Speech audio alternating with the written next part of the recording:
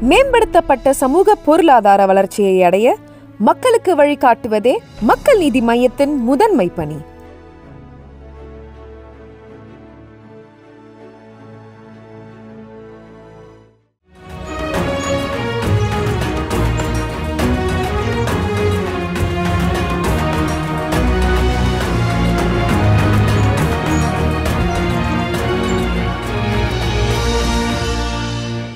முதல்ல உங்களுக்கு கிடைத்த வாய்ப்பு தெலுங்கு தான் இல்லையா? தெலுங்கு தான். சொகசு சூடத்தரமானு மேக்னா சவுண்டில் மாதவ் தாஸ்னு ஒருத்தர் ஆடியோ கம்பெனிக்காக இருந்தார்.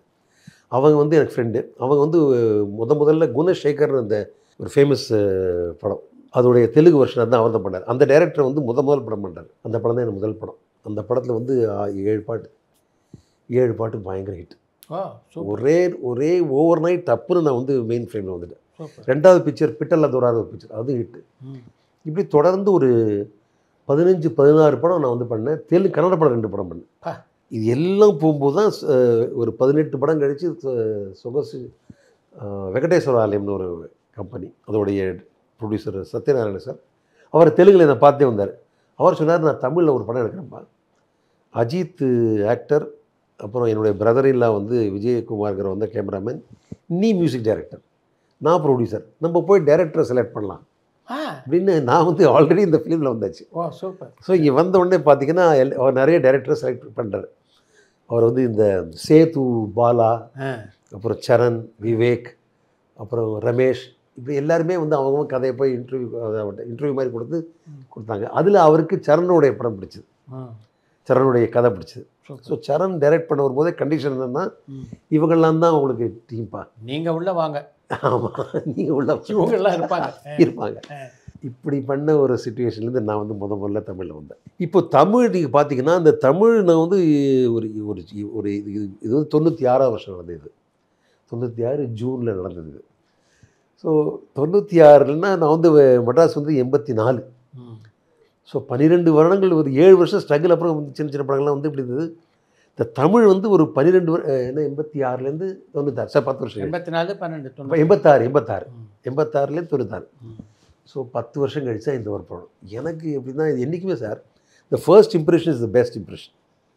இப்போ நீங்கள் எல்லாரோடைய நீங்கள் பார்த்தீங்கன்னா மியூசிக் டைரக்டரை பொறுத்த வரைக்கும் அந்த முதல் பாட்டே பயங்கரமாக ஹிட் ஆகிடும், அது யாராக இருந்தாலும் சரி. ஸோ நம்ம முதல் பாட்டு ஹிட் ஆகணும்பா அப்படின்போது நான் வந்து கொஞ்சம் அதை நான் சயின்டிஃபிக்காக அனலைஸ் பண்ணேன். அதை நான் will always ask A basic question, எதுக்கு பரத்வாஜோட பாட்டை கேட்கணும்? நீ எனக்கே ஒரு ரீசன், பிகாஸ் பப்ளிக் தான். இளையராஜா பாட்டு இருக்குது, ரஹ்மான் பாட்டு இருக்குது, ஏகப்பட்ட பாட்டு, எதுக்கு நான்? There should be a reason for that. So I always நான் அப்போது ஸ்டடி பண்ணி பார்த்தபோது என்னை பொறுத்த வரைக்கும் கொஞ்சம் எமோஷ்னலாக பாட்டு போட்டால் கேட்கலாம் எல்லோரும் மக்கள் அப்படின்ட்டு தோணுச்சு. லக்கிலி எனக்குமே அதெல்லாம் நான் வந்து எமோஷ்னல் சாங்ஸ் தான் எனக்கு பிடிக்கும். ஸோ என்னோடய முதல் பாட்டிலேருந்து நீங்கள் பார்த்தீங்கன்னா, உன்னை பார்த்த பின்பு நான் அப்படியே எவ்வளோ ஊரை கூட்டி கத்தி ஒரே ட்ரமேட்டைஸ்ட் பாட்டு.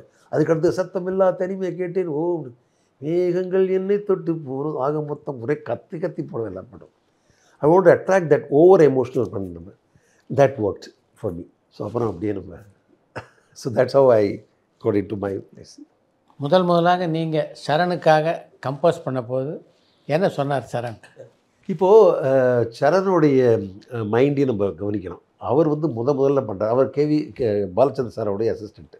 அவருக்கு வந்து அவர் வந்து ஆப்வியஸ்லி அவர் வந்து ஏஆர் ரஹ்மான் கூட ஒர்க் பண்ணியிருக்காரு. அவர் பாலச்சந்தர் கூட அவருக்கு ஆப்வியஸ்லி அவர் ரொம்ப டாப்பில் இருந்ததுனால அவர் இருக்கலாம், அவர் வேண்டியிருக்கலாம். ஆனால் அவர் வந்து ப்ரொடியூசர்கிட்ட சொல்ல முடியாது, பிகாஸ் இவர் நம்ம சொல்லிட்டாரே பைப் என்னை வந்து தீர்மானம் பண்ணிட்டாங்க அவங்க, இவன் தான் அப்படின்ட்டு. டே ஒன்லேருந்து சரண் is a very nice person to talk to. அதாவது சில ஒவ்வொருத்தரோட ஒரு கேரக்டருக்குள்ள சிடுலாம் இருக்க மாட்டேன், நல்லா இதாக பேசுவாங்க. ப்ளசன்ட் மேன் இது pleasant man. And I am basically நான் வந்து இப்படியே ஸ்ட்ரெயிட்டாக பேசி எனக்கு பழக்கம். நான் மனசில் ஒன்று எல்லாம் பேசுவேன். So Sambhav the day one it self he got somewhat friendly. ஆனால் அவருக்கு ஒரு டவுட் இருந்தது.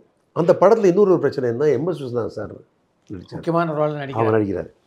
இப்போது அவரை கொண்டு வந்தோடனே அவர் என்ன சொன்னார், அப்போ நான் நடிக்கிறேன் முதல்ல இந்த படத்தில் நான் தான் மியூசிக் பண்ணுவேன் எல்லா பாட்டும். அங்கே அவருக்கு அப்படி ஒரு ப்ரெஷர். அங்கேருந்து இங்கே ஒரு புது மியூசிக் டைரக்டர், இங்கே ப்ரொடியூசர் இவன் தான் உணங்குறாரு, அவர் வந்து இவருக்கு இப்படிங்கிறாரு. ஆனால் சரண் வந்து என்றைக்குமே நான் இப்போ தெரியும், இப்போ நான் அவர் கூட பழக்கப்பட்ட எத்தனை வருஷமாச்சு, அவர் ரொம்ப சமோ will manage the situation very well. So அவர் எப்படியோ சொல்லி இந்த நீ வந்து நீ பண்ணு, ஆனால் வந்து நீ எப்படி பண்ணுற தெரில பார்க்கலாம் அப்படின்னு இருந்தார். ஆனால் வந்து அந்த படத்தில் வந்து வைரமுத்து சாரோடைய லிரிக். ஸோ நாங்கள் வந்து முதல்ல ஒரு இடத்துக்கு போனோம், பெங்களூரில் போய் பாட்டு கம்போஸ் பண்ணோம். அப்புறம் இல்லை அது இல்லை கொஞ்சம் பயம், எனக்கு பயம். அப்புறம் கடைசி நிமிஷத்தில் நான் ஒரு டியூன் கொடுத்தேன், அது ஓகே ஆச்சு. அதான் அந்த உன்னை பார்த்த பின்பு நான். ஆனால் அந்த பாட்டு போட்டு பாடினப்புறம் அப்புறம் வந்து அந்த அந்த வார்த்தையெல்லாம் போட்டு கேட்டோடனே அது ரொம்ப பெரிய ஒரு இம்பேக்ட், அவருக்கு தைரியம், கான்ஃபிடன்ஸ் வந்துருக்கு. ஆனால் சரண் வந்து கொஞ்சம் டெக்னோ பேஸ்டு பர்சன், டெக்னாலஜி நம்புற ஆள். அதாவது ஹீ பிலீவ்ஸ் தட் இப்போ சவுண்ட்லாம் நல்லா இருக்கணும், இந்த மாதிரி இன்ஸ்ட்ருமெண்ட்லாம் இருக்கணும் அப்படின்ட்டு. ஸோ நான் ஆரம்பத்தே நான் வந்து அந்த கிட்டார்ஸ்லாம் வந்து கொஞ்சம் அதிகமாக யூஸ் படுத்தி கொஞ்சம் வித்தியாசமாக வரணுமேங்கிறதுக்கு வேண்டி I started using more of guitars. So அந்த முதல் படத்துலேயே வந்து இன்னொரு பெஸ்ட்டு இருக்கு, மறக்கவே மறக்காது. அவர் வந்து போடுற டைட்டில் வரிக்கு வரி புரியும் புத்தம் புது இசையில் பரத்வாஜ். அந்த வரிக்கு வரி புரியறதே ஒரு பெரிய குவாலிஃபிகேஷன் இருந்தாங்க. ஸோ வரிக்கு வரி புரியும் புத்தம் புது இசையில் பரத்வாஜ் அப்படின்னு ஒரு பட்டம் கொடுத்தாரு. ரெண்டாவது வந்து அந்த படம் ரிலீஸ் ஆன அப்புறம் ஆனந்த விடலில் வந்து எனக்கு ஒரு பெரிய ஒரு கட்டம் போட்டு எனக்கு ஃபோட்டோ போட்டு எனக்கு பெருசாக எழுதியிருந்தாங்க. எங்கள் வீட்டில் நாங்கள் வந்து டெல்லியில் வந்து இருக்கிறனால இந்த ஆனந்த விடல் தான் எங்கள் படிக்கிற வழக்கம். எங்கள் அப்பா அன்றைக்கி தான் நான் வந்து என்னை மியூசிக் டேரக்டர் அது ஒத்துக்கிட்டது அதுக்கப்புறம் தான். நான் படம் நிறைய 18 படம் பண்ணியாச்சு, அது தெலுங்குலாம் பண்ணியாச்சு. இருந்தாலும் அன்றைக்கி தான் எனக்கு வந்து ரெகக்னிஷன் கிடச்சிது. ஸோ சரணோடைய அன்றைக்கி ஆரம்பித்த ஒரு ஒரு காம்பினேஷன் வைரமுத்து, சரண், பரத்வாஜ் வந்து 12 படம் பண்ணியிருக்காங்க. ஸோ எல்லாமே it fell to places sir. கொஞ்சம் லேட் ஆச்சு, ஆனால் வந்து நான் வந்து தீர்மானமாக இருந்தேன், இப்படி இதை தான் பார்த்துடணும் அப்படின்ட்டு. அதுக்கப்புறம் இந்த கூட வாசிக்கிற மியூசிஷியன்ஸ், டெக்னீஷியன்லாம் சொல்லுவாங்க, அப்போ உனக்கு நல்ல இது இருக்குது, இப்போ வித்தியாசமாக இருக்குது, உன்னோட அப்ரோச்சே வேறு மாதிரி இருக்குது. நான் என்றைக்குமே வந்து எக்காரணத்தை கொண்டு இந்த இப்போ இண்டஸ்ட்ரியில் வந்து மெயின் ஆள் வந்து எல்லோரும் ஃபாலோ பண்ணுறது வந்து இளையராஜா சார், இல்லை ரஹ்மான் சார். நான் 2 பேரையும் ஃபாலோ பண்ணக்கூடாதுன்னே நான் வந்து ஒவ்வொரு ஸ்டெப்லேயும் நான் வந்து உண்டு ஸ்பெசிஃபிக். ஏன்னா அவங்கள மாதிரி வந்தால் அப்புறம் நம்ம எதுக்கு அப்படின்ட்டு இன்ஃப்ளூயன்ஸ் இருக்கலாம். பட் ஆனால் முக்கியம் நான் வந்து நாட் ஃபாலோ. பல படங்களில் நீங்கள் வைரமுத்துவோட தான் இணைஞ்சு பணியாற்றிருக்கீங்க. உங்களுடைய வாழ்க்கையில் வைரமுத்து எந்த அளவுக்கு முக்கியமான நபர்? சார் வைரமுத்து சார் வந்து ஐ like him for certain reasons. எப்படின்னா அவருடைய படைப்பு மேலே அவருக்கு அப்படி ஒரு நம்பிக்கை. எப்போ கொடுத்தாலுமே இந்த பாட்டு பரத்வாஜ் இந்த வருஷத்தோடைய சிறப்பாக பாடலையா அப்படின்னு பாரு, அது எத்தனை சிறப்பு, எல்லா பாட்டும் சிறப்பாக பாடலாம். அந்த அளவு இவர் சச்ச ஒரு ஆப்டிமிஸ்டிக் பர்சன்.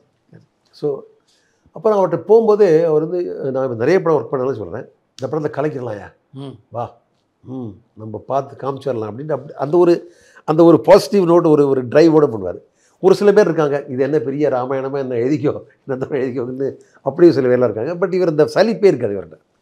ஸோ வைரமுத்து சார்கிட்ட வந்து முதல்ல பண்ணும்போது அவர் ஒன்று சொன்னார், நீ கொடுக்குற டியூன்லாம் வந்து ஃப்ரேஸிங் ரொம்ப சௌரியமாக இருக்குது. வந்து நீ கொடுக்குற ஃப்ரேஸ் வந்து ஒரு ஆட்டோமேட்டிக்காக ஒரு கதை சொல்கிற மாதிரி ஒரு ஃபீலிங் வருது எனக்கு. அதனால் உன்னுடைய ஸ்ட்ரக்சர் ஆஃப் தட் ஃப்ரேஸிங், சாங் ஃப்ரேஸிங் இருக்குல்ல, அது வந்து பல்லவி லைன் ஃப்ரேஸிங் ரொம்ப நல்லா இருக்குது. நான் அதுக்கு பண்ணுவேன். நானுமே எப்படி பண்ணுவேன்னா, இந்த இடத்துல சார் நான் வந்து இப்போ ஒரு சும்மா ஒரு இது சொல்கிறேன், என்னோடய பொதுவாக ஒரு பாட்டு எப்படி இருக்கணும் நான் என்னை பொறுத்த வரைக்கும் சார், இந்த pallavi should be like the first chapter of a story. ஒரு ஊரில் ஒரு ராஜா இருந்தார், அந்த ராஜாவுக்கு ஒரு மனைவி 2 மகன்கள் இருந்தார். அந்த மாதிரி சிம்பிளாக இருக்கணும். சரணம் வந்து ஒரு நாள் ராஜா காட்டுக்கு போகும்போது ஒரு இன்சிடெண்ட்டை பண்ணி கடைசியில் சரணம் எண்டார் டயத்தில் திருப்பி அப்படி இருந்த வாழ்ந்த வந்து ஒரு உலகிற ஒரு கனெக்ட் இருக்கணும். இப்போ பல்லவி எங்கேயோ ஆரம்பிச்சு சரணம் எங்கேயோ போய் ஐயோ சரணம் அப்புறம் the connecting should be very easy and nice. So அந்த phrasing also of the words sir, அது வந்து கரெக்டாக எமோஷன் இருக்கணும். நான் ஒரு இது சொல்கிறேன் பாருங்கள். அண்ட் அது அவர் கூட எனக்கு ரொம்ப நல்ல மேட்ச் ஆச்சு. எப்படின்னா இப்போ வந்து ஒரு பாட்டு சார், வானும் மண்ணும் கட்டி கொண்டதே மண்ணில் நீளம் ஒட்டி கொண்டதேன்னு ஒரு பாட்டு, காதல் மன்னரில். அதாவது ஒரு கல்யாணம் நிச்சயம் ஆன ஒரு பொண்ணை வந்து ஒரு பையன் லவ் பண்ணுவான். அது தவறான ஒரு விஷயந்தான், அதனால் ஒரு நடக்க முடியாத விஷயந்தான். ஆனால் இது எங்கே கொண்டு போய் விடுமோ, என்ன நேர்ந்திடுமோ அப்படின்ட்டு அதுக்கு டியூன் போட சொன்னாங்க. நான் வந்து இந்த நானே நன வானும் மண்ணும் கட்டி அது அப்படி போகும். அதில் கடைசி லைனில் வந்து ஒரு நீரோடை மீனுக்கு கரைமேல் ஆசைன்னு வந்தது அப்படின்னு போவோம். ஒரு நீரோடை மீனுக்கு கரைமேல் ஆசை வந்தது நானா. அப்போ என்னோட டியூன்லேயே வந்து அந்த கவலை தெரியணும். அதான் என்னுடைய அது கரெக்டாக இனி என்னென்ன நேர்ந்திடுமோ அப்படின்னு போட்டார். அப்போ அந்த சிங்க் தான் ஃபேண்டாஸ்டிக் சிங்க் சார். ஐ பின் அப்சர்விங் அமேசிங் அந்த அந்த நான் என்ன ஒரு உணர்வு போடுறேன்னு கரெக்டாக அதை பிடிப்பார் அவர். ஸோ அந்த ஆஸ்பெக்டில் is been a very big support to me sir. நான் இன்னைக்கு வரையும் வளர்ந்ததுக்கு ஒரு முக்கியமான காரணம் அவரோட லிரிக்ஸ். ஐ குட் ஸ்ட்ரைட்டாகவே சொல்கிறேன். சூப்பர். ஆனால் அந்த அளவு அவருடைய கண்ட்ரிபியூஷன் என்னோட பாட்டு இருக்குது. ஸோ எல்லாருமே ஆரம்பத்தில் அவருமே வந்து he was actually அது பீக்கில். அவர் வந்து இளையராஜா சார் கூட பீக்காக இருந்திருக்காரு, அப்புறம் ரஹ்மான் கூட பீக்காக இருந்திருக்காரு. ஆனால் என் கூட வந்து நல்ல மேட்ச் ஆச்சு. எனக்கு வந்து அவருக்கு சரியான தீனி போடுற ஆள் நான் தான். எனக்கு நான் வரிக்கு வேறு வரிக்கு வரி சொல்லிட்டாரு. அது எமோஷனல் கரெக்டாக நான் டியூன் போட்டு அவர் அதுக்கு எழுதுகிற மாதிரி இருந்தது. இப்படி எல்லாமே வந்து ரொம்ப கரெக்டாக இருந்தது. ஸோ அவருமே கிரேட் சப்போர்ட் சார். நீங்கள் இசையமைத்த முதல் தமிழ் படத்தில் மெல்லிசை மன்னர் எம்.எஸ். விஸ்வநாதன் ஒரு முக்கியமான கதாபாத்திரத்தில் நடிச்சிருந்தார். உங்களுடைய பாடல்களை கேட்டுட்டு அவர் என்ன சொன்னார்? இவேட புட்டை கண்டிஷன், நான் தான் இந்த படத்துக்கு இசையமைப்பேன் அப்படின்னாரு. இவங்க எப்படி சமாளித்தாங்கன்னு தெரியல. என்கிட்ட வந்து கடைசியில் நான் வந்து 6 பாட்டு 5 பாட்டு நான் பண்ணேன், அவங்க ஒரு பாட்டு பண்ணாங்க. அப்போ வந்து நான் அவரை வந்து பார்க்க முடியல, ஷூட்டிங் சைட்லாம் பார்க்க முடியல எனக்கு. நான் வந்து ஆனால் அவர் வந்து அந்த பாட்டில் ரிலீஸ் ஆனும்போது, அந்த ஆல்பம் போது அவர் என்கிட்ட சொன்னார், நான் வந்து தம்பி இவா நான் வந்து இதுக்கு நான் வந்து எல்லா பாட்டும் நான் இசையமைக்கிறேன்னு சொல்லியிருந்தேன். நான் நல்ல வேளை நான் பண்ணலை, நீ பண்ணியிருக்க, அப்படி பண்ணியிருக்கப்பா. இது வந்து ஒரு மிகப்பெரிய ஒரு மனசு அதுதான் சார். அது பெரியவர்கள் பெரியவர்கள் தான். So he was very he told me this. So he says ரொம்ப நல்லா பண்ணியிருக்கேன், நல்ல வேளை நான் பண்ணலை அப்படின்னாரு. அது வேறு சொன்னார். ஸோ அந்தளவு வந்து ஒரு அதே மாதிரி ஒரு ஒரு நிகழ்ச்சி நான் வந்து அவரை பற்றி பேசுறதுனால, அப்போது ஒரு நிகழ்ச்சியில் அன்றும் இன்றும்னு, அதாவது அவரும் ஸ்டேஜ் இருப்பார், நானும் இருப்பேன். அவர் ஒரு பாட்டு பாடுவார், நான் ஒரு பாட்டு, என்னோட ஒரு பாட்டு ஆர்கெஸ்ட்ரா காமனாக இருக்கும். அப்போது அவர் பாடுவார், நான் ஸ்டேஜில் இருக்க மாட்டேன். அப்புறம் அவர் என்னோடய பாட்டு வரும்போது அவர் ஸ்டேஜ் சைட் பண்ணுவார் அப்படி. ஸோ என்னோட ஒரு பாட்டு வரும்போது அவர் சொன்னார், அடுத்த பாட்டு பாடும்போது என்னோடய பாட்டு சொல்லும்போது அவர் சொன்னார், மைக்கை பிடிச்சி இந்த பாட்டுக்கு நான் வாசித்து தீருவேன், இது எனக்கு ரொம்ப பிடிச்ச பாட்டுன்னு, இந்த உன்னோடு வாழாத வாழ்வின்ன வாழ்வு அமர்கலம் ஒரு பாட்டு அது வந்து அவரே வந்து அப்படியே ஃபுல் பாட்டில் கூட விட, அதான் greatness of a man sir. அதெல்லாம் தான் வந்து அந்த அந்த ஒரு அவங்க கொடுத்த ஒரு மோட்டிவேஷன், அவங்கள பார்த்து தான் நாங்கள் வந்து learn so much in life. பின்னணி இசை சேர்ப்பில் யாருடைய பின்னணி இசை சேர்ப்பு உங்களுக்கு ரொம்ப? பின்னணி இசைங்கிறது வந்து அது ஒரு தனி ஒரு கலை சார். அது உண்மை. ஃபர்ஸ்ட் ஆஃப் ஆல் பின்னணி இசையில் வந்து பேசிக், அஃப்கோர்ஸ் இப்போ இப்போல்லாம் வந்து வர படங்களில் வந்து நிறைய மாற்றங்கள்லாம் இருக்குது. பட் அடிப்படையில் there is is rule which says the speed of the song, speed of the music and the speed of the film should be same. அந்த ஓடணும் டக்கு டக்கு ஓடணும், மியூசிக்கும் அதே மாதிரி ஸ்பீடாக ஓடணும். அந்த ஸ்டில்லாக இருக்கன்னா அதுக்கேற்ற மாதிரி மியூசிக் இது வரணும். ரெண்டாவது எங்கே மியூசிக் வாசிக்கணும், எங்கே நிறுத்தணும், அது இருக்குது. என்ட்ரி எங்கே பங்க்சுவேட் பண்ணது இருக்குது. இது எல்லாம் பண்ணுறதுக்கு பொதுவாக அந்த காலத்தில் வந்து, இப்போல்லாம் வந்து சார் ராத்திரி முழுக்க நம்மளே வந்து கம்ப்யூட்டரில் மார்க் பண்ணி டிங்கில் பண்ணிக்கலாம். அப்போல்லாம் டென்ஷன் பெரிய, நான் சொன்ன மாதிரி ஜாம்பான்கள்லாம் இருப்பாங்க, எல்லாம் கூப்பிட்டாச்சு ஏவிஎம் ஸ்டுடியோவில் வந்து எல்லாம் ஒரு ஏவிஎம் வச்சவங்க எல்லாம் தாதா மாதிரி உட்காந்துருப்பான். அப்படியே சொல்லுங்கள் சார் என்ன பாசிக்கிறேன் அப்படின்ட்டு.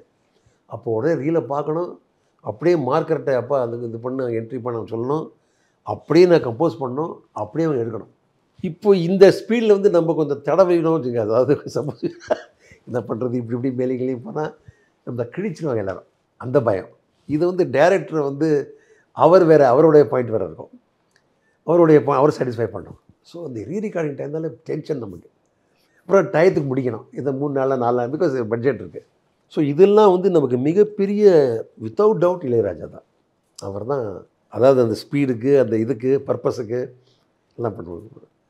அதை கொஞ்சம் நம்ம ஸ்டடி பண்ணி பார்த்தோம், நமக்கு அதை கரெக்டாக புரியும் ஒரு எதனால் இதெல்லாம் போடுறது அப்படின்ட்டு. ஸோ நான் கொஞ்சம் ஸ்டடி பண்ணி பார்த்து அதை வந்து இது பண்ணுவேன். அதே மாதிரி அனுபவங்கள்லாம் நிறைய இருக்குது, அதாவது ப்ராக்டிக்கலாக இருக்கணும். ஃபார் எக்ஸாம்பிள் ஜெமினி படத்தில் வந்து விக்ரம் அந்த பொண்ணை பார்ப்பார், அந்த பொண்ணு போட அப்படின்ட்டு அப்படியே போயிடும். உடனே டைரக்டர் வந்து ஒரு ஆட்டோவை கவுத்துவார், விட்டு அப்போ விடும். நான் வந்து கவுத்துட்டா அப்படின்னு கற்றுக்கேன், அதான் ரீரிகார்டிங். கவுத்துட்டா அப்படிங்கிறது தான் ரீரிகார்டிங். அதே மாதிரி அமர்க்களத்தில் வந்து ரகுவரன் வந்து ஒரு பயங்கரமான கேரக்டர். அதுக்கு வந்து எங்களோட வாய்ஸ் வந்து ஒரு மாதிரி நான் பேஸ் பண்ணி அதை டீட்யூன் பண்ணி அதை ஸ்ருதியை குறைச்சி அப்படியே ரெவர்லாம் போட்டு அதுக்கு வந்து பயங்கரமாக ஒரு எஃபெக்ட் வரும். ஆனந்த விடலில் வந்து பரத்வாஜ் 4 கால் பிராணி வைத்திருக்கிறார், அந்த மாதிரிலாம் வரும்.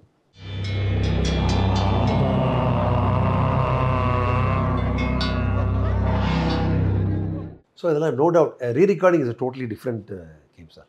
அதில் வந்து ஆனால் அதில் வந்து ஒரு விஷயம் என்னென்னா, இந்த டைரக்டரும் அதுக்கு ஏற்ற மாதிரி அந்த இடம் கொடுத்துருக்கணும்.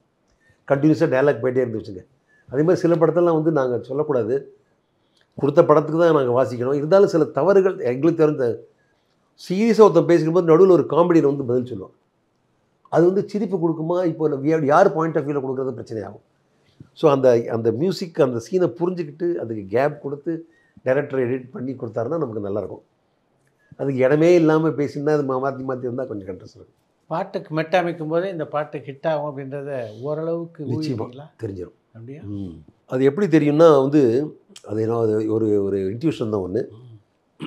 எனக்கு வந்து உதாரணத்துக்கு இப்போ இந்த ஆப்பிள் பெண் எண்ணி யாரோ சத்தமில்லா தனிமை கேட்டேன் உன்னை பார்த்து பின்பு என்னுடைய ஒரு பல பாட்டு இருக்குது. அவர் வாழ்க்கை ஞாபகம் வருது, மனசுக்குள்ளே தாகம் வந்துச்சா வண்ணல்லோ வண்ணல்லோ உடனே அடையப்பா ஒரு ஒரு ஒரு ஒரு ஒரு ஒரு இது வருத.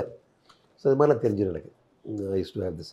இந்த இப்போ அந்த படத்தில் கூட வந்து நான் வந்து சேரன் வந்து கேனாட் டான்ஸ். அவர் வந்து டைரக்டர் தவிர ஆட முடியாது. ஆனால் ஹீரோ வந்து ஆடணும்னா எப்படி நான் நினச்சேன். அது வந்து இதுக்கு வந்து வேறு மாதிரி திங்க் பண்ணும் அப்படின்ட்டு நான் தான் அந்த பொண்ணு மலையாளத்தை பதில் சொல்கிற மாதிரி நானே க்ரியேட் பண்ணேன் இந்த இந்த செட்டப். It worked. ஸோ அதனால் எங்களுக்கு அந்த பாட்டு போடும்போதே தெரிஞ்சிடும். அப்புறம் இன்னும் ரெண்டாவது என்னென்னா, இப்போனா வந்து முந்திலாம் வந்து ஹார்மோனியத்தில் ஒரு டியூன் தான் சொல்லுவாங்கல்ல, அது கம்ப்ளீட்டாக இருக்காது. இப்போ கம்போசிங் போது நாங்கள் வந்து ஆக்சுவலி பாட்டே கம்போஸ் பண்ணிடுவோம். அந்த ரிதம் போட்டு அதுக்கு வாய்ஸ் போட்டு எல்லாமே பண்ணுறத ஜட்ஜ்மெண்ட் கொஞ்சம் பெட்டராக இருக்கும், இப்போ ஈஸியாக இருக்கும். நல்லா தெரிஞ்சிடும், மோஸ்ட் ஆஃப் த டைம் தெரிஞ்சிடும். சில பாட்டெலாம் கொஞ்சம் ஃப்ளூக்கில் ஹிட் ஆகும் வச்சுங்க. அது என்ன, இந்த ஹீரோவுக்கு பாட்டு போடுற பாட்டு தான் நமக்கு ஆச்சரியமாக இருக்கும். இப்போது தலை போல் வருமா தலை போல் வருமா அப்படின்னா, நானும் சரணும் பாம்பேயில் ஒரு ஹோட்டலில் உட்காந்துருக்கும்போது அந்த படத்துக்கு இன்னும் ஆரம்பிக்கவே இல்லை. அவருக்கு ஒரு படம் பண்ணலாமே, ஆந்தம் பாட்டு ஒன்று பண்ணலாமே அப்படின்ட்டு ஒரு பாட்டு எழுதுங்க, நீ எழுதுங்கன்னு. தலை போல் வருமா, அவனை மாதிரி ஆகுமா, அந்த மாதிரி வருமா அப்படி சொல்லுவாங்கல்ல, ஒரு ஹையஸ்ட்டு இது. ஸோ அந்த பாட்டு நானே பாடினேன், தலை போல் வருமா. அது it has become anthem song for him. தலை அட்டகாசங்கிற படத்தில் தலை போல் வருமா அந்த பாட்டு. என்னெல்லாமோ சார் அதில் வந்து அது இந்த சினிமாவில் பாட்டுனாலே சண்டையெல்லாம் வரும். அதாவது விஜயை வந்து கொஞ்சம் அட்டாக் பண்ணி ஒரு பாட்டு, உனக்கு என்ன அப்படின்னு ஒரு பாட்டு. அதில் வந்து இவர் அஜித் வந்து நான் வந்து காட்டு செடி, நீ அப்பாவோட வளர்ந்த பையன் அப்படிலாம் அது மாதிரிலாம் வரும். அது மாதிரி ஸோ ஒரு கான்ட்ரவர்சியெலாம் வரும் அந்த பாட்டில். ஸோ இட்ஸ் பிகம் அந்த பாட்டோட லிரிக் ஆல்சோ வெரி இம்பார்ட்டண்ட். யார் எழுதின வரிகள் அது? இதெல்லாம் வரும் சார். உனக்கு என்ன நீ யார் நான் யார் அப்படி அமைஞ்சிருச்சா? அது இல்லை, தற்செயல் எப்படி அமையும், அதெல்லாம் வேர்ல்டு தான் எழுதியிருக்காங்க. அதாவது ஆனால் ஒன்று சார், அது இன்னித்தேயில் வந்துருந்தால் எங்களை கிழிச்சிருப்பாங்க எல்லோரும் சேர்ந்து. அது அப்போ வந்து இந்த சோஷியல் மீடியாவில் அவ்வளோ ஆக்டிவாக இல்லை, அதனால் அது அப்படியே போச்சு. அதில் நீ யார், நீ வந்து அப்படியே பொத்தி வளர்த்த செடி, நான் வந்து காட்டு செடி, வெறும் தலை, இவன் வந்தால் அவன் ஆயிட முடியுமா, டைரக்டாக அட்டாக் தான்.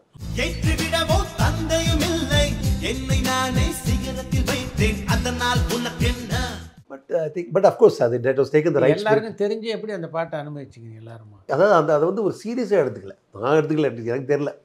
அப்போ நான் இவ்வளோ சீரியஸாகவும் எடுத்துக்கல வச்சுங்க. ஆனால் அந்த பாட்டில் டைரெக்டாக தெரியும். அதே மாதிரி இப்போது சார் அசல் படத்தில் வந்து ஒரு அப்பா பாத்தி ஒரு பாட்டு, சிங்கம் என்றால் எம் தந்தை தான், செல்லம் என்றால் ஒரு நிமிஷம் பாட்டு. அந்த பாட்டு நான் வந்து கம்போஸ் பண்ணி பாடி முடிச்சப்புறம் இன்னி தேதி வரையும் சார் சிவாஜி கணேசன் சார் வீட்டில் வந்து அந்த பாட்டை போட்டு எல்லோரும் அப்படியே இவர் எழுதுகிற போதே இப்போ பாருங்கள், சிவாஜி கணேசன் நினச்சிட்டே இவர் எழுதிக்கார் இந்த பாட்டு. அதாவது அவருடைய கேரக்டர்லாம் அந்த பாட்டில் இருக்கும். ஸோ ஒரு அப்பாவுக்கு மகன் ரிலேஷன்ஸில் வந்து அந்த பாட்டு, சிங்கம் என்றால் எம் தந்தை தான், செல்லம் என்றால் எம் தந்தை தான், கண்மூடினால் துயில் நீங்கினால் எம் தந்தை தான், எம் தந்தை தான், எல்லோருக்கும் அவர் விந்தை தான். ரொம்ப அழகாக இருக்கும் அந்த பாட்டு. இன்னொரு விஷயம் சார், நம்ம சினிமாவுக்கு பாட்டு போடுறோம், சிச்சுவேஷனுக்கு பாட்டு, இதுக்கு வெளியில் இதோட இது எல்லா 60ஆம் கல்யாணத்தி 80ஆம் கல்யாணத்தி இந்த பாட்டு தான் இப்போது எல்லாரும் கொண்டாட்டமான அப்பாவுக்கு ஒரு வார்த்தை கேட்க எல்லா கல்யாண கேசட்லையும் இந்த பாட்டு தான். ஒவ்வொரு பூக்களுமே எல்லா ஸ்கூல்லேயும் பசங்களுக்கு இந்த பாட்டு தான். குத்து பாட்டுனா ஓ போட்டு தான். இப்படி நம்ம சினிமாவுக்கு போடுற பாட்டு வந்து இப்படிலாம் எஃபெக்ட் எடுக்குது பாருங்க. எனக்கு ஆல்வேஸ் அமேஸ்ட். நான் ஒரு படம் பண்ணேன் சார், பிரிய சக்கின்னு, அதியமான். அந்த படத்தில் வந்து அந்த பாட்டு வந்து சவுத் ஆஃப்ரிக்கா டர்பனில் பெரிய ஹிட். அப்போ அந்த ஊர் அங்கே கவர்மெண்ட் வந்து எதனால் ஹிட்னு பார்த்தா thought the story line was a big success, இப்படி சக்ஸஸ். அப்புறம் அந்த பாட்டு வந்து ரொம்ப ஹிட் அதில். அப்போ என்னையும் அதிகமானும் இங்கே டர்பனுக்கு கூப்பிட்டாங்க, குவாசுலு நட்டால் ஸ்டேட்டு போயிட்டு இந்த பாட்டு அப்படியே ஜுலு லாங்குவேஜில் டப்பிங். ஆமாம், நான் அந்த ஊரில் போய் அந்த ஊர் சிங்கர்ஸ்லாம் கூப்பிட்டு ஒரு 10 நாள் நானும் இருந்தேன். நான் அந்த ஊர்காரனை வச்சு அந்த ஜுலு லாங்குவேஜில் எழுதி ரெக்கார்ட் பண்ணோம். அதெல்லாம் பெரிய ஒரு. அதே மாதிரி இந்த இன்னொரு பாட்டு வந்து காதல்.comனு ஒரு படம். அதில் ஒரு அத்தை பொண்ணு ஆத்தங்கர வரியா அப்படின்னு ஒரு பாட்டு உண்டு. காதல்.comனு ஒரு படம். அந்த பாட்டை ஒரு போர்ச்சுகீஸ் டைரக்டர் கேட்டு என்னோடய டைட்டில் மியூசிக் இந்த பாட்டு கொடுங்க எனக்கு பொண்ணுக்கு வந்து, நான் அப்படியே அந்த பாட்டை கொடுத்தேன். அது யூஸ் படுத்தார் அவர். ஸோ தமிழ் பாட்டு போர்ச்சுகீஸ் படத்து டைட்டில் சாங் ஆச்சு. அதே மாதிரி ஒரு வார்த்தையை கேட்குறது வந்து சைனீஸ் டைரக்டர் ஒருத்தர் வந்து இந்த பாட்டை யூஸ் பண்ணலாமான்னு கவிதாவில் கேட்டப்போ நாங்கள். உங்களுடைய ட்ராவல் அப்படின்னு பார்த்தீங்கன்னா 2 பேரோட தான் மிக அதிகமான நாட்கள் நீங்கள் பயணம் பண்ணியிருக்கீங்க. ஒன்று அஜித், இன்னொன்று சரண். சார் எனக்கு வந்து இன்னொரு ஒரு, நான் வந்து இப்போ 30 வருஷம் ஆச்சு சினிமா இண்டஸ்ட்ரியில். இதில் வந்து நிறைய வந்து சரணோட 96லேருந்து இப்போது 2024 +4 30 வருஷமாக 28 வருஷமாக கூட எனக்கு பழக்கம். அதே மாதிரி நிறைய பேர் எனக்கு அதிகமாக வந்து சொல்லுவாங்க தெரியுமா, ஒரு நாளைக்கு காலைல ஃபோன் வந்தது, அது எடுத்து போல ரஜினிகாந்த் இருந்தார் வாழ்த்தினார், அப்புறம் சிஎம் அது மாதிரிலாம் எனக்கு நடந்ததே கிடையாது. இதுவரையும் யாருமே எனக்கு வந்து ப்ரைஸ் பண்ணது கிடையாது. எனக்கு எல்லா அவார்டும் கிடச்சிருக்கு, எல்லாம் பெரிய பெரிய பண்ணிருக்கேன். ஒரு ஃபோன் கூட இதுவரையும் வந்தது கிடையாது எனக்கு. இதுவரையும் ஃபேக்ட் ஆஃப் த மேட்டர். அதே மாதிரி யாருமே வந்து என்னை கொண்டாடி இருக்கிறது. ஆக்சுவலி நான் என்னோடய பாட்டுலாம் வந்து யோசனை பண்ணி இப்போ நான் ஆக்சுவலி அவன் ரெட்ராஸ்பெக்ஷன் நான் சொல்கிறேன். இப்போ புரியுது. இப்போ நான் உட்காந்து நான் இப்போ வந்து என்னுடைய பழைய காலத்து நான் என்ன பண்ணியிருக்கேன், அதுக்கு யார் எனக்கு எவ்வளோ கொடுத்துருக்கா, இல்லை இன்னாருக்கு எவ்வளோ கிடச்சிருக்குன்னு எனக்கு பார்க்க வரும்போது எனக்கு சப்போர்ட்டே இல்லை சார். அது ஒரு அஃப்கோர்ஸ் எனக்கு அதனால் பாதிப்பு ஒன்றும் இல்லை. ஆனால் ஒரு ஸ்டடி பார்த்தீங்கன்னா நான் பண்ண ஹிட்டுக்கு நான் கொடுத்த ஒரு பெரிய ஒரு சப்போர்ட்டுக்கு ஒரு என்ன சொல்கிறதுக்கு அதுக்கு எனக்கு சரியாக கிடைக்கல. It's a fact. அதாவது I can prove it on that. அப்படிலாம் எனக்கு தோணும் அது வந்து. ஆனால் ஃபார்ச்சுனேட்லி எனக்கு வந்து அது ஒரு பெருசாக பற்றி தேவையில்லை எனக்கு, அது வேறு விஷயம்.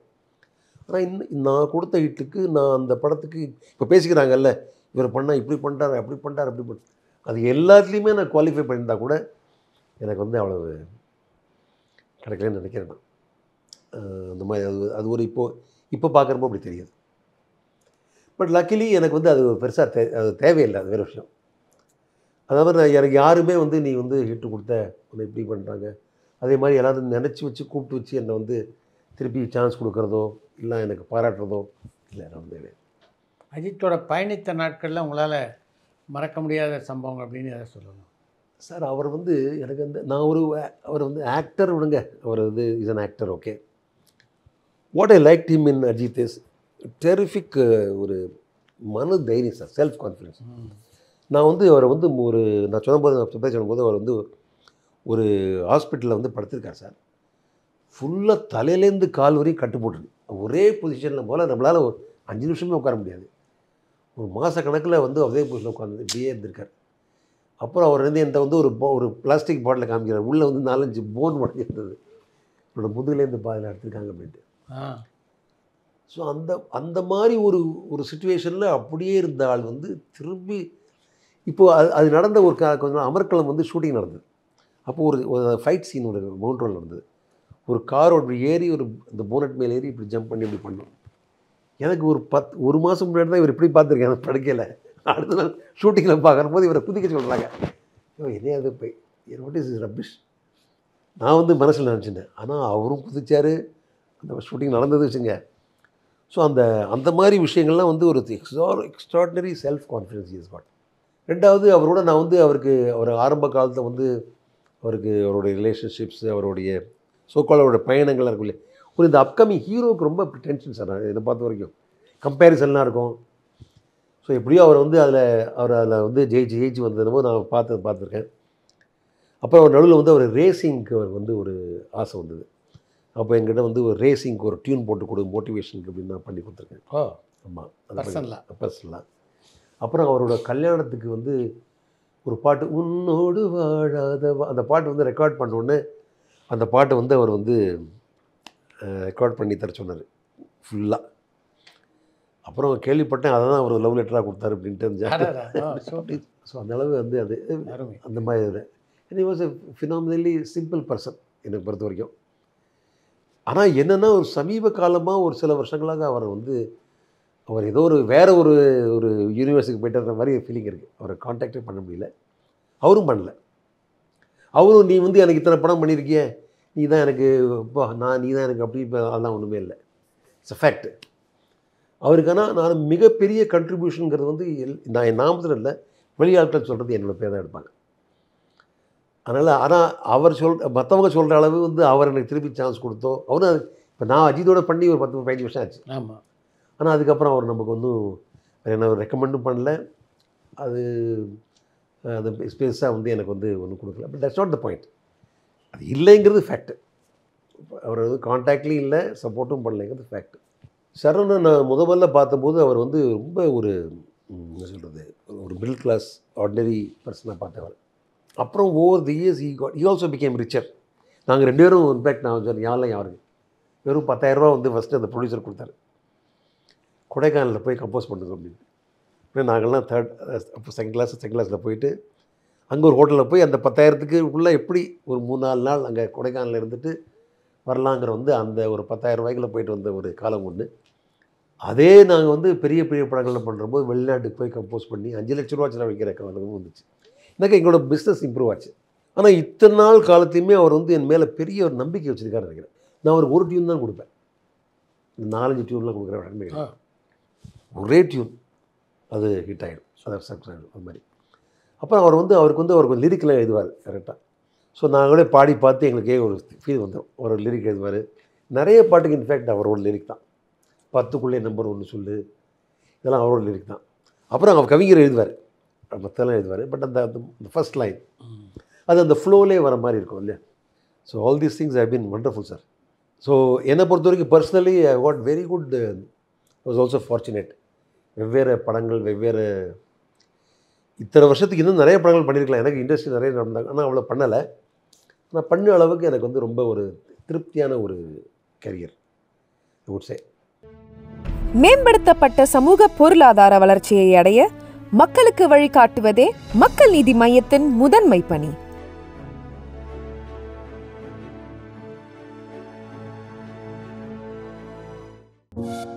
பரபரப்பான சினிமா செய்திகள், நட்சத்திரங்களின் பேட்டிகள், சினிமா வரலாறு ஆகியவற்றை பார்க்கவும் படிக்கவும் உங்களுக்கான இணையதளம் tourantalkies.co.